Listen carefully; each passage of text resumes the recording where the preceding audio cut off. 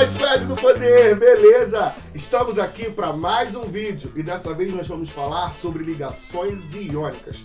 Galera, deixa eu te fazer uma pergunta. Você gosta de ficar sozinho? Ah, para! Confessa, ninguém gosta de ficar sozinho. E os átomos também não gostam. Por isso eles realizam ligações químicas, ligações interatômicas para atingir a estabilidade. Então, prepara, vem comigo e solta a vinheta que o Química do Poder está no ar.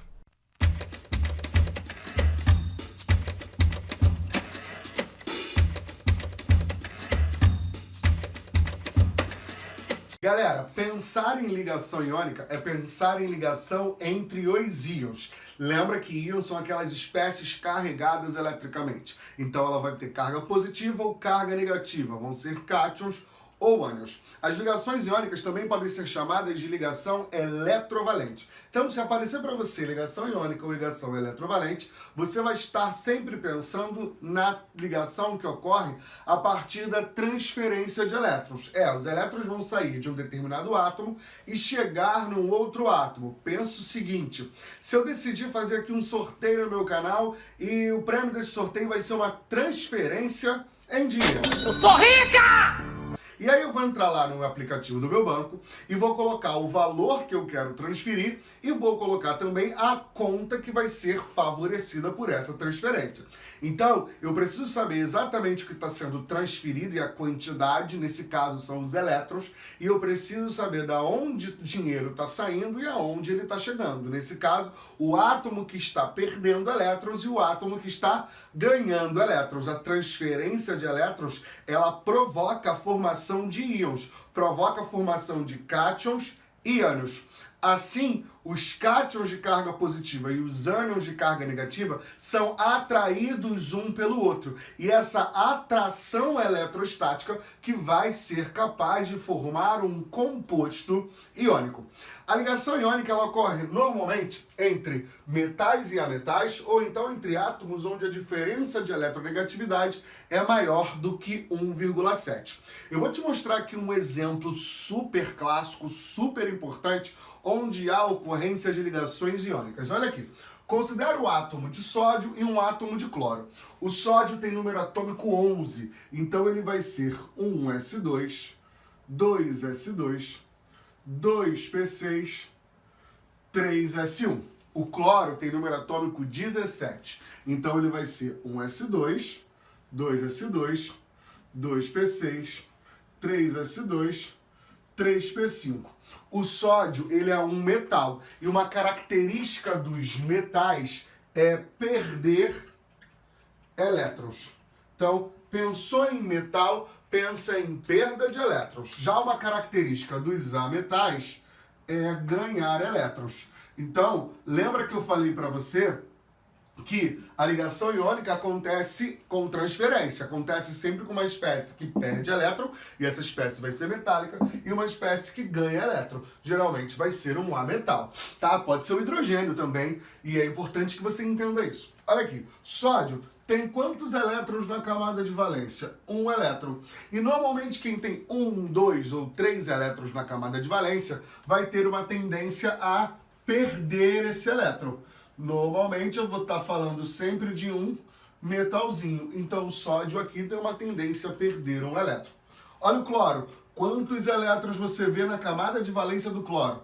2 mais 5, 7. Então se ele tem 7 elétrons na camada de valência, o cloro aqui vai querer ganhar um elétron. Mas por que o sódio perde 1 e o cloro ganha 1? Simples. Lembra de um negócio chamado de regra do octeto. Os átomos vão ter uma tendência a perder ou ganhar elétrons com a finalidade de adquirir configuração eletrônica do gás nobre mais próximo. E os gases nobres, normalmente, apresentam configuração eletrônica na camada de valência Ns2-Np6. O que isso significa? Significa que os gases nobres apresentam 8 elétrons na camada de valência. Com exceção do hélio, tá? O hélio é um gás nobre, também tem estabilidade química, mas o hélio tem configuração eletrônica 1s2, então ele só tem 2 elétrons na camada de valência.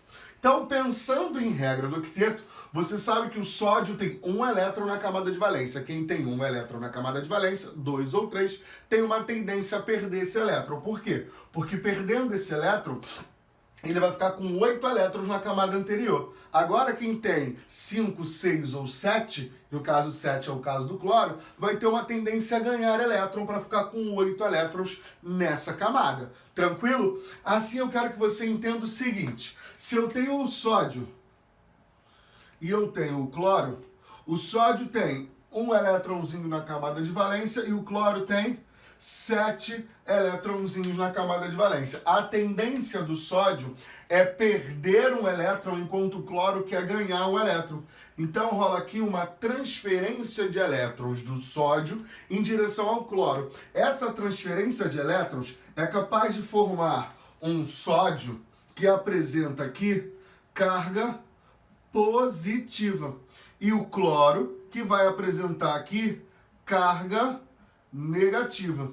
Eu disse para você que se eu tenho um cátion e um ânion, eu tenho uma atração eletrostática acontecendo entre esses íons. E essa atração eletrostática é capaz de formar um composto iônico, que nesse caso vai ser um composto formado por um átomo de sódio e um átomo de cloro. Por quê? Porque o elétron que o cloro precisa para chegar à estabilidade, o sódio é capaz de perder e também chegar à estabilidade, formando esse composto iônico que você conhece bem. Um composto iônico conhecido como cloreto de sódio. Esses compostos iônicos são geralmente sólidos, tá? Cristalinos. Por quê? Porque a sua estrutura ela é muito bem organizada. Essa força eletrostática que ocorre entre os íons garante uma organização nesse sistema, garante um arranjo organizacional muito rígido, caracterizando os compostos iônicos de várias formas diferentes que a gente vai ver até o final desse vídeo. Então, vamos ver outros casos de compostos iônicos que pode aparecer para você, como a gente formula no próximo quadro. Vem comigo. Outro exemplinho aqui, ó, de ligação iônica para você, ó. Considere os átomos de alumínio e oxigênio. O alumínio tem número atômico 13. Então ele é 1s2, 2s2, 2p6, 3s2, 3p1. O oxigênio tem número atômico 8. Então ele é 1s2, 2s2, 2p4. Dá uma olhadinha na camada de valência do alumínio, ó. 3 elétrons e espécies que apresentam 3 elétrons na camada de valência têm uma tendência a perder esses 3 elétrons. O alumínio é um metal, lembra disso? O oxigênio tem quantos elétrons na camada de valência? 6. Então, com 6 elétrons na camada de valência, ele vai ter uma tendência a ganhar 2 elétrons. Lembra? Perdi 3 porque eu tenho 3 na camada de valência. Ganha 2 porque ganhando 2 eu fico com 8 elétrons. Tranquilo? Então, como é que é o composto iônico aqui? É o seguinte, o alumínio está aqui, serelepe pimpão, com 3 elétrons na camada de valência. O oxigênio está aqui, com 6 elétrons nessa sua camada de valência. Quando o alumínio perde 2 elétrons para esse átomo de oxigênio, que é o máximo que ele pode ter, o alumínio fica com um elétron aqui doido para ser perdido. E aí, galera, se ele quer perder elétron, ele precisa convocar um novo oxigênio para ganhar esse elétron que ele quer perder. Então, o oxigênio chegou aqui, ganhou esse elétron, só que agora o oxigênio está triste, porque ele está querendo ganhar mais um para chegar à estabilidade. Então, quem entra em cena? Outro átomozinho de alumínio com os seus 3 elétrons. E aí esse novo átomo de alumínio perde um elétronzinho para esse oxigênio. Esse oxigênio está feliz? Está feliz. E esse alumínio? Não, porque ele quer perder mais 2 elétrons. E não tem para quem perder. Então o que ele faz? Chama as amiguinhas. Vem mais um, ó. 1, 2, 3, 4, 5, 6. E aí, ó, o oxigênio está aqui doido, querendo muito 2 elétrons. E esse alumínio quer perder os outros 2 elétrons que estão faltando. Então perde um para cá, perde um para cá. Transferimos elétrons aqui o tempo todo. E essa transferência de elétrons vai gerar 2 cátions alumínio e 3 ânions oxigênio. 2 alumínios que perdem 3 elétrons e 3 oxigênios que ganham 2 elétrons. Então eu tenho o seguinte, ó.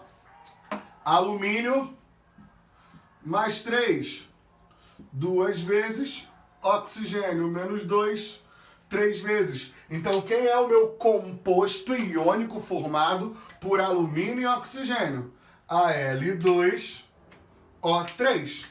Simples, fácil e prático. Troquei tanto de caneta, quase não saiu. Al2O3, óxido de alumínio. Só que, delícia, tu não vai ficar aí na tua hora da tua prova montando isso aqui o tempo inteiro. Não vai, não tem cabimento, você não tem tempo para isso. Então eu vou te ensinar um truque de formular os compostos iônicos de forma mais simples. É o seguinte, eu coloquei aqui, ó, A mais X, B menos Y, tá? Eu tenho 2 cargas, uma positiva e uma carga negativa. Galera, cargas opostas se atraem. Pensa sempre nisso. E agora eu vou te dar um conselho para a vida, não me leve a mal. Mas tudo que se atrai, um dia cruza. E se tudo se atrai, um dia cruza, quando você cruzar essas carguinhas aqui, ó, você vai gerar o composto iônico formado por A e B, que vai ser AYBX. Show ou não show? Lindo, né? Muito fácil. Vamos aplicar aqui no exemplo arbitrário que eu criei, ó. X12, 1S2, 2S2, 2P6, 3S2. Y15, 1S2, 2S2, 2P6, 3S2, 3P3. Então, distribuí 12 elétrons, distribuí 15 elétrons. Dá uma olhadinha na camada de valência dessa galera, ó. X, 2 elétrons na camada de valência e o Y tem 5. Se aqui eu tenho 2 elétrons, a minha tendência é perder 2, então eu me transformo num cátion. Se aqui eu tenho 5 elétrons, a minha tendência é ganhar 3 elétrons, então eu vou ter um ânion, X mais 2 com Y menos 3. O que eu falei para você? Que cargas opostas se atraem. Então, ó, quem se atrai fica pertinho. E tudo que se atrai, um dia cruza. Se tudo que se atrai, um dia cruza, o que eu vou ter aqui, ó? X, 3, Y, 2. Então, esse é o composto iônico formado entre essas duas espécies. Show ou não show? Muito fácil, não é? É isso aí, gente. Ligação iônica é muito fácil. Mas eu não posso terminar esse vídeo de ligação iônica sem falar aqui das propriedades dos compostos iônicos. Quais seriam as propriedades básicas dos compostos iônicos que você não pode deixar de saber? Primeiro, eu já até mencionei no início desse vídeo. Os compostos iônicos são sólidos à temperatura ambiente. Isso é muito importante. Eles formam retículos cristalinos que são extremamente organizados. Isso tudo por conta da força atração eletrostática gerada nessa ligação. Essa atração acaba provocando uma maior organização do sistema. Então, os compostos iônicos são sólidos à temperatura ambiente. Segunda informação muito importante. Os compostos iônicos apresentam alto ponto de fusão e ebulição. Por quê? Porque para que eu consiga separar esses cátions e esses ânions, né, eu vou precisar de um alto conteúdo energético, uma grande quantidade de energia, quantidade de calor, alta temperatura. Terceira informação muito importante que você não pode deixar de saber. Os compostos iônicos geralmente são solúveis em água. Então, quando eu coloco esses compostos iônicos em água, eles apresentam alta solubilidade e geram normalmente soluções, misturas homogêneas. Por fim, os compostos iônicos conduzem corrente elétrica, mas não em qualquer condição. Eles só vão conduzir corrente elétrica quando eles estiverem em solução aquosa, ou seja, dissolvidos em água, ou então quando eles estiverem fundidos. Ou seja, eu só vou ter condução de corrente elétrica a partir de compostos iônicos quando esses compostos iônicos estiverem em água ou quando estiverem fundidos em estado líquido. Por quê? Porque a água ou a temperatura vai ser capaz de separar as cargas positivas e negativas, separar os íons. E aí, se eu tenho íons no meio, eu tenho a possibilidade de conduzir corrente elétrica. Então, nesse vídeo nós falamos sobre ligação iônica. Se você curtiu, não esqueça de deixar o seu joinha, deixa também um comentário para dar uma moralzinha aqui para esse pretinho, e se curtiu mesmo de verdade, indica para um amigo seu que ainda não segue o Química do Poder, fala para ele: Fred, vai lá, se inscreve no canal do Raul, porque ele tá falando muita coisa legal. E aí vocês vão ter a possibilidade de passar juntos para a universidade e garantir aí anos de alegria com a sua aprovação. Um beijo grande no seu coração, não esqueça de deixar o seu joinha e não esqueça de curtir a gente também lá no Instagram do Química do Poder. Beijo, até a próxima!